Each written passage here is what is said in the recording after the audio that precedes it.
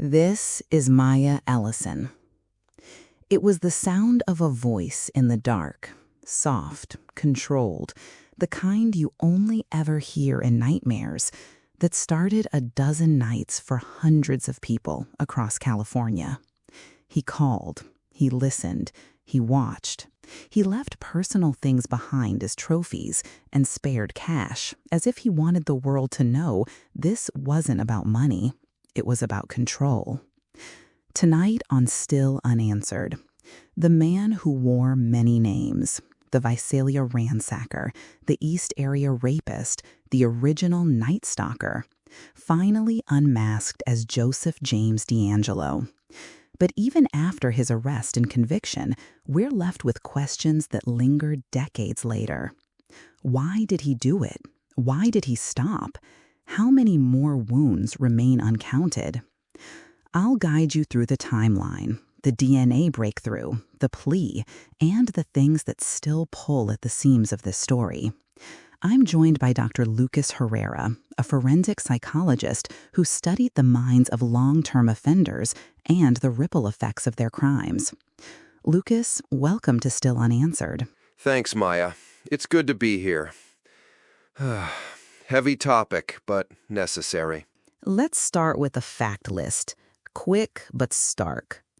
Joseph James DeAngelo, born 1945, former police officer, later a mechanic. Official tally, 13 murders, at least 51 rapes, and more than 120 burglaries from the mid-1970s through 1986.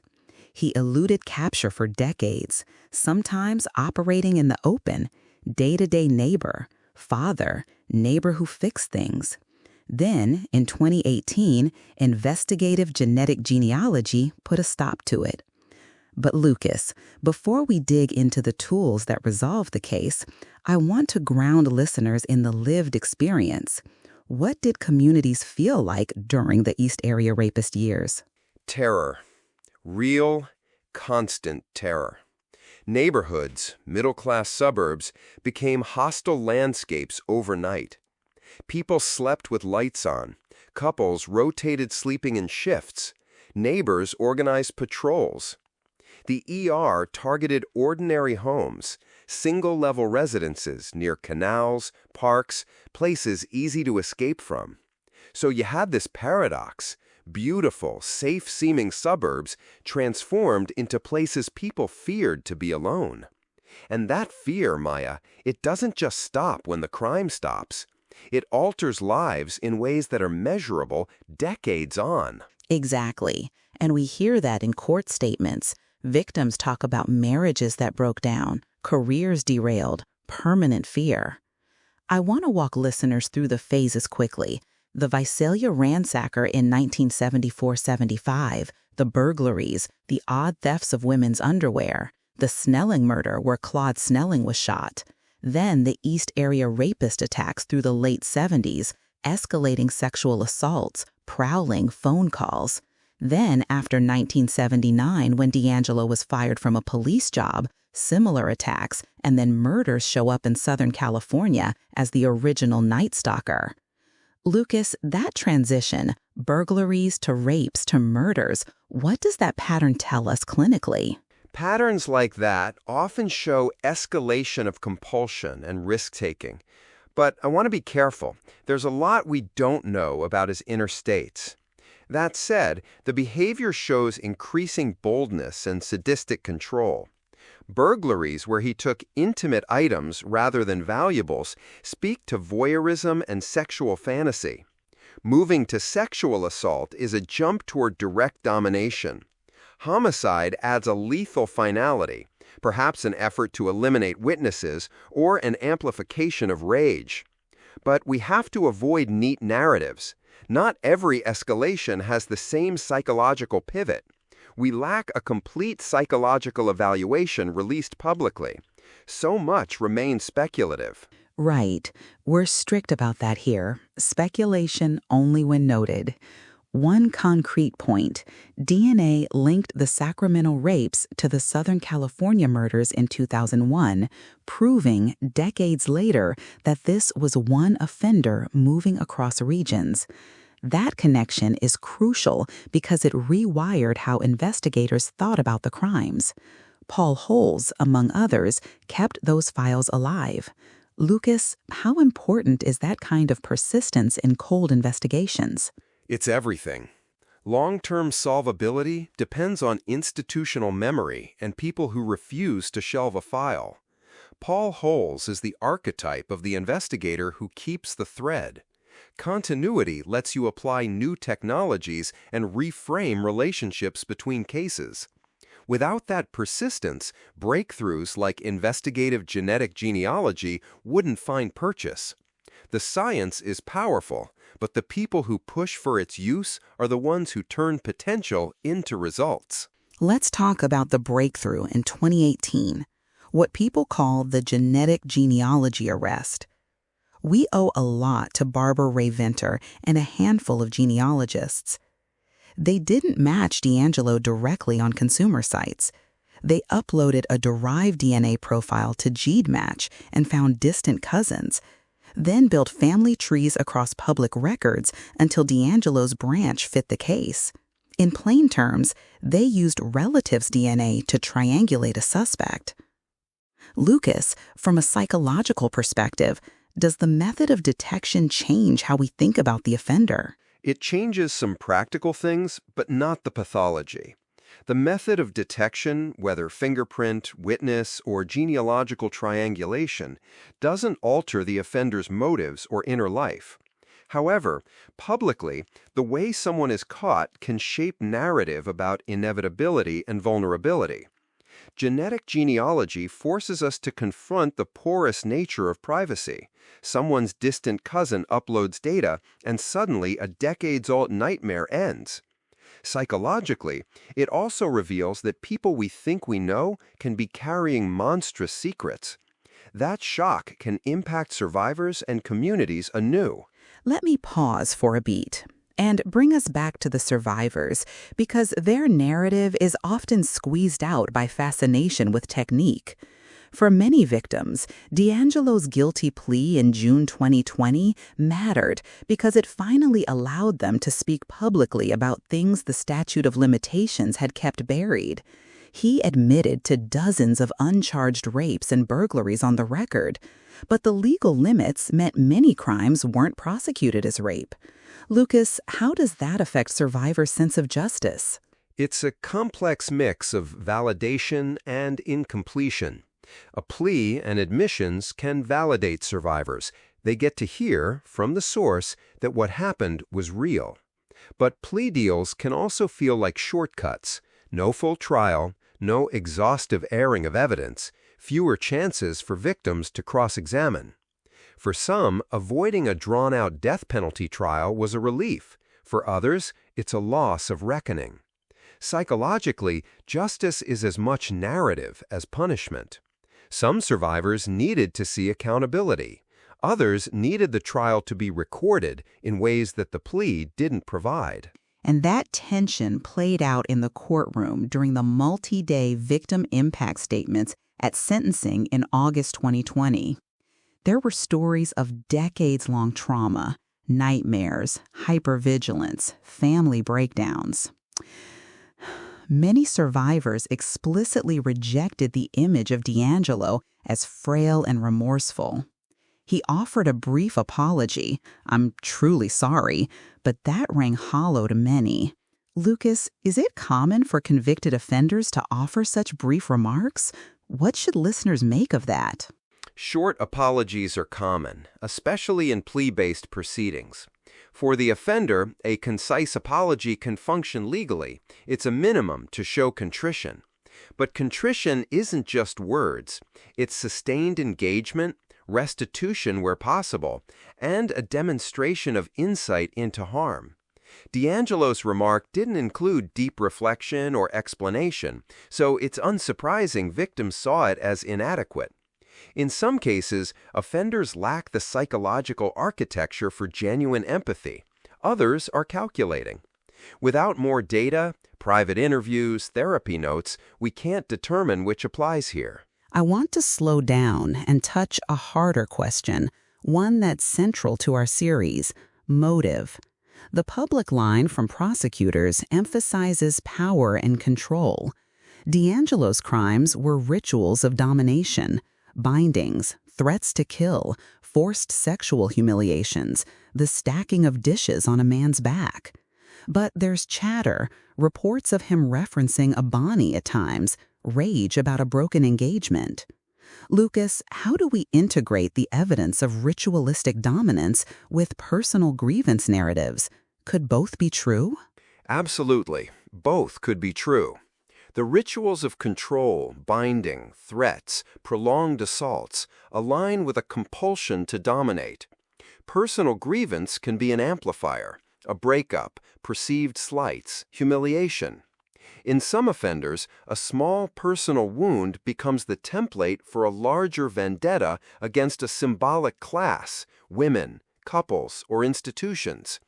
If DeAngelo indeed fixated on a past relationship, it could have offered a personal script that justified wider attacks.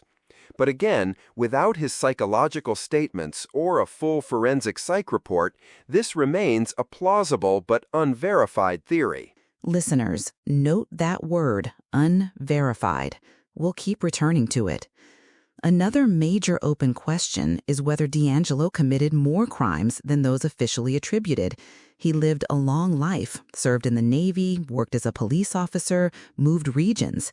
Some have speculated about ties to other unsolved California cases, like the Santa Rosa hitchhiker murders from the early 70s. Lucas, from your experience, how often do arresting one suspect like this close the book versus opening new inquiries? Arresting someone of DeAngelo's profile often opens and revisits other cases. Investigators will rerun DNA, recheck timelines, and re-interview witnesses. In some instances, convictions lead to more charges. In others, they clarify that certain cases remain unrelated. The problem is evidence limitation. Old cases often lack recoverable DNA or samples degraded. So we can expect investigators to consider possible links, but the yardstick is DNA and strong circumstantial overlap. Public speculation will continue, but responsible linkage requires more than geography or modus similarity. Right. And investigators have said publicly that they're open to finding more links, but as of the latest reporting, there have been no further prosecutions. Let's shift, because one of the most consequential legacies of this case is the rise of investigative genetic genealogy. In plain terms, GED Match and similar open databases allowed the identification of distant relatives, and genealogists built trees that pointed to DeAngelo. When police confirmed the match via his discarded DNA, the arrest happened. That method has solved many cold cases since, but it's also raised ethical and legal alarm bells. Lucas, let's unpack the moral weight. IgG is a double-edged sword. On one side, it brings closure to families after decades. It has solved murders and rapes that would otherwise remain forever unanswered. On the other, it blurs lines of consent. Your relative's data can implicate you without your knowledge. There are also mistakes. The Angie Dodge case in Idaho shows how early IgG efforts can wrongly target innocent people.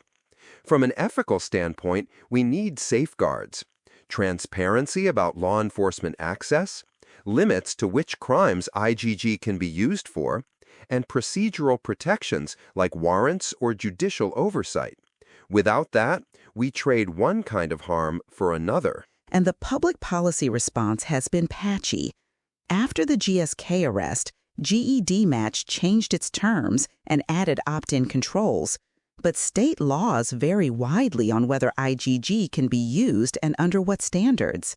Listeners, imagine the position. Your third cousin uploads a kit to a public platform, and suddenly law enforcement can triangulate your family tree. Is that surveillance? Is it justice? There are no easy answers.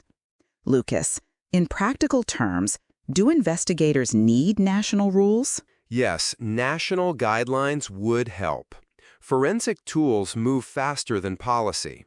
A consistent framework defining for which crimes IGG is permissible, what oversight is required, and how to protect privacy would help prevent misuse and protect victims. Right now, we have a patchwork. Some states restrict forensic genealogy to violent crimes, others don't. Federal standards could set baseline protections while allowing carefully regulated local use. Let's return to the big human question. Why did he stop?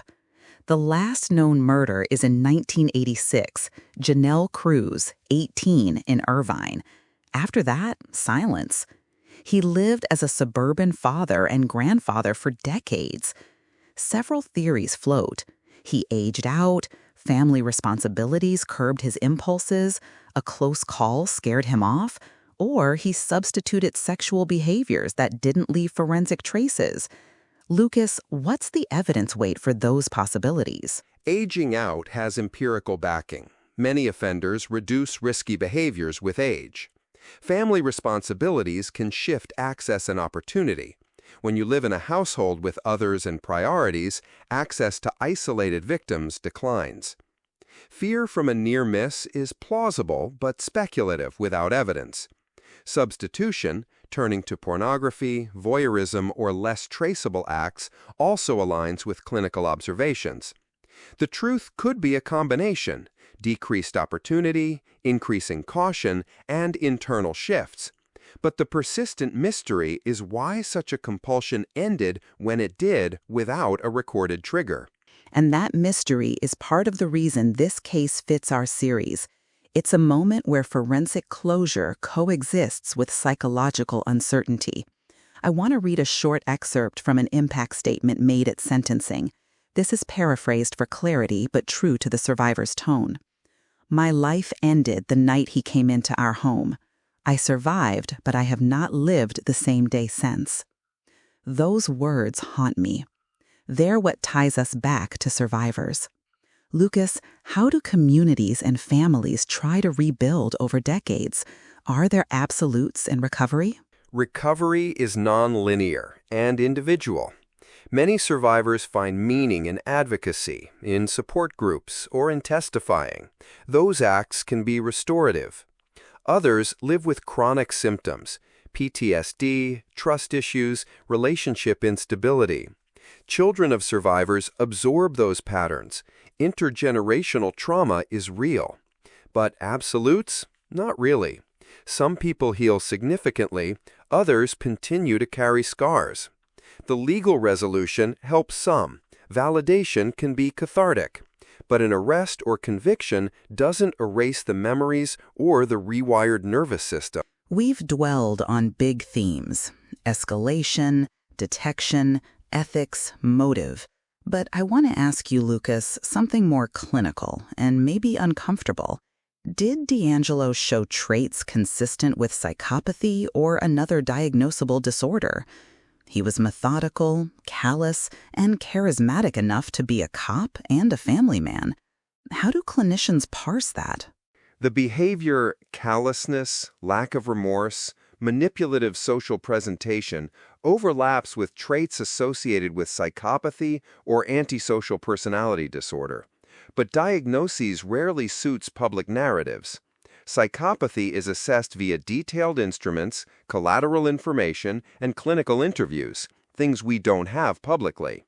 Also, not all serial offenders are classic psychopaths. Some present with complex comorbidities, narcissistic features, sexual sadism, rigid control needs.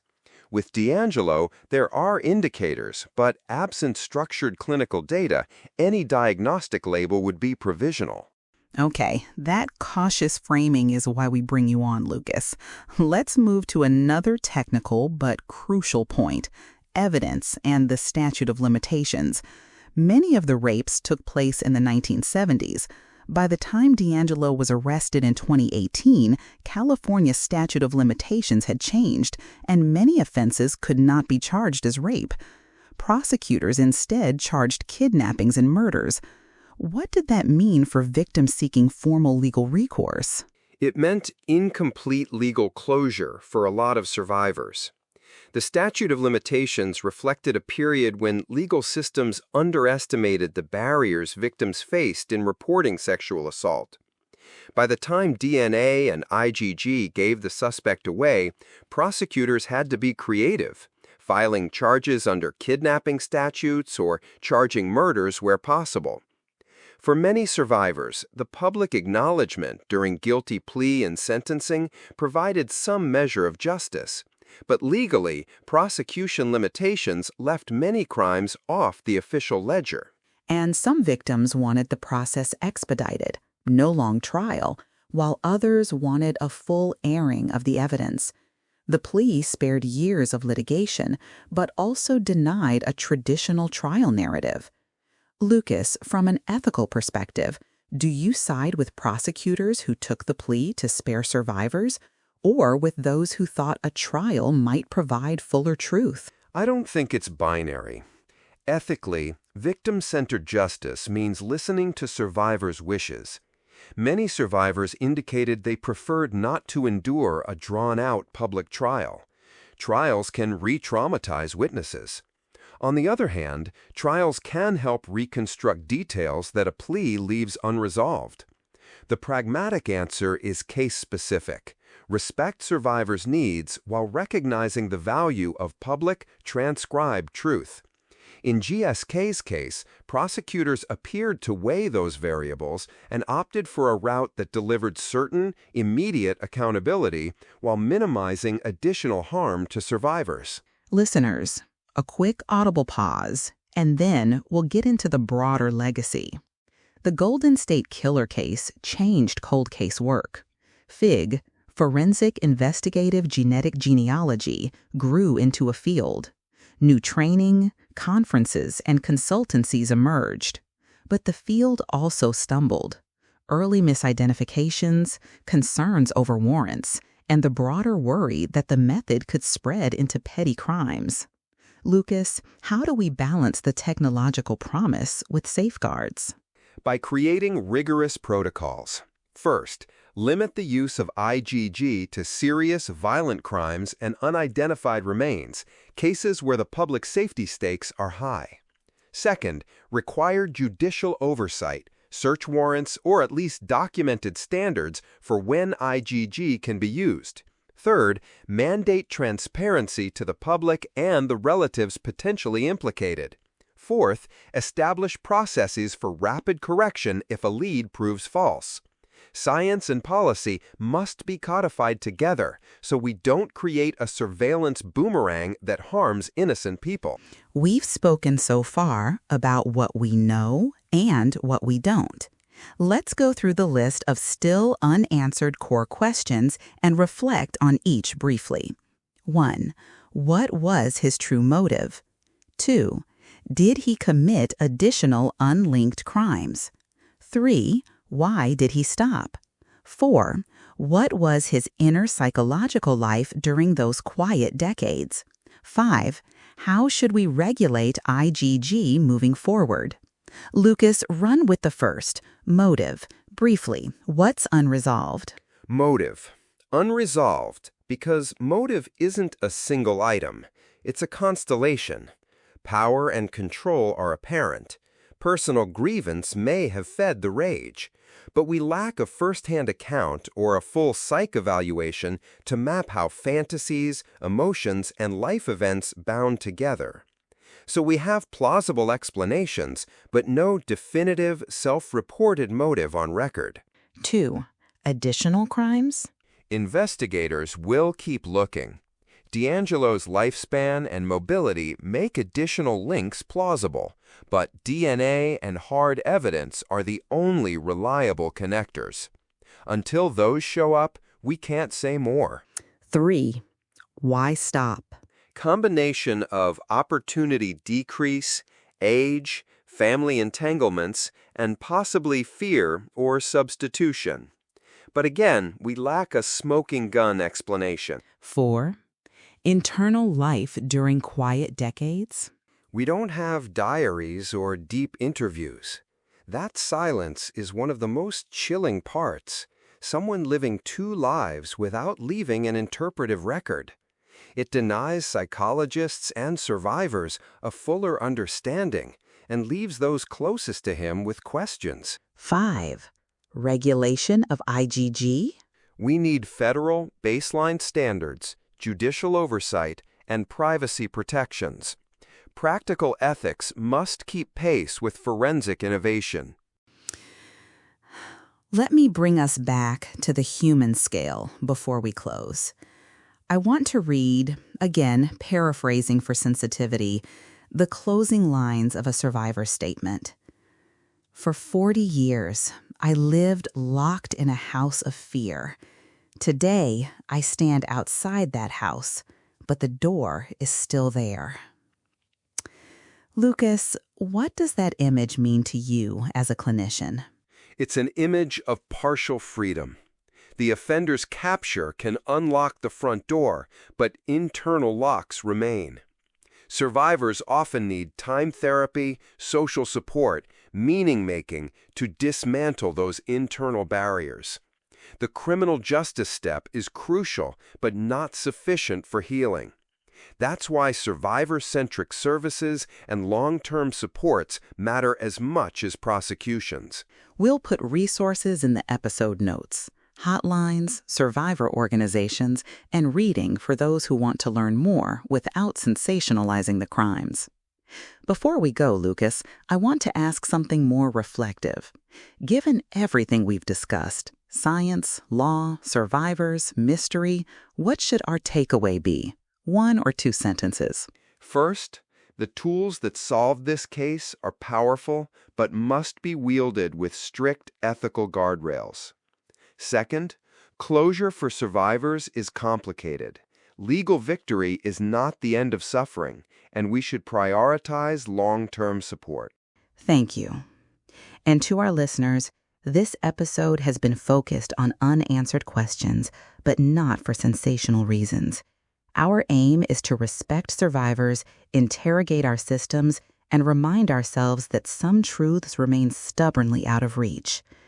Lucas, any final comment, 1 sentence, about how communities can guard against the conditions that let someone like DeAngelo go unapprehended for so long? Invest in sustained investigative resources, cross-jurisdiction collaboration, and survivor-centered reporting. Don't let files grow cold on dusty shelves. That's prevention and accountability together. That's prevention and accountability together. Powerful. Thank you, Lucas, for joining me in this careful, difficult conversation. To everyone listening, if this episode brings up personal feelings or memories, please reach out to a trusted professional or one of the resources in the show notes. We'll keep following the threads of this case in future episodes, looking at specific survivors' accounts, an in-depth walkthrough of the genealogy method, and a closer examination of post-1986 cold cases that investigators still consider. For now, this has been Still Unanswered. I'm Maya Ellison. Thank you, Lucas. Soft music fades in. Thank you, Maya. Take care. Credits. Research for the episode relied on public reporting, court records, the work of investigators like Paul Holes, genealogists including Barbara Ray Vinter, and the reporting of Michelle McNamara. Sources are listed on our website. Producer, name redacted. If you value survivor-centered reporting and careful true crime work, subscribe and consider supporting the show. Next week, we'll examine the ethical history of forensic genealogy with a legal scholar and a family member of a victim who was affected by IGG. Until then, be safe,